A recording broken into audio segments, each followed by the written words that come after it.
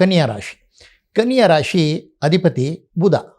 ಕನ್ಯಾ ರಾಶಿ ಅಧಿಪತಿ ಬುಧ ನಮ್ಮ ಈ ಒಂದು ಶನಿಗ್ರಹ ಏನಿದೆ ಈ ಗ್ರಹಕ್ಕೆ ಅತಿ ಮಿತ್ರನಾದ್ದರಿಂದ ಅಷ್ಟೇನು ದುಷ್ಫಲವನ್ನು ಕೊಡೋದಿಲ್ಲ.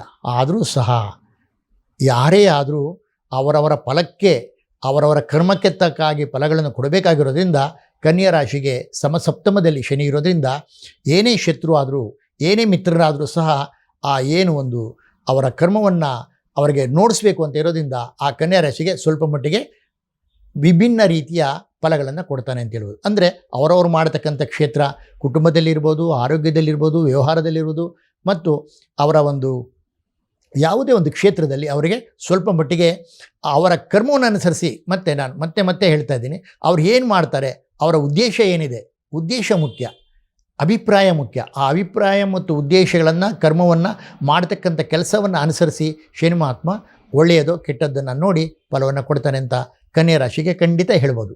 ಹೀಗಾಗಿ ಕನ್ಯಾ ರಾಶಿಯ ನಂತರ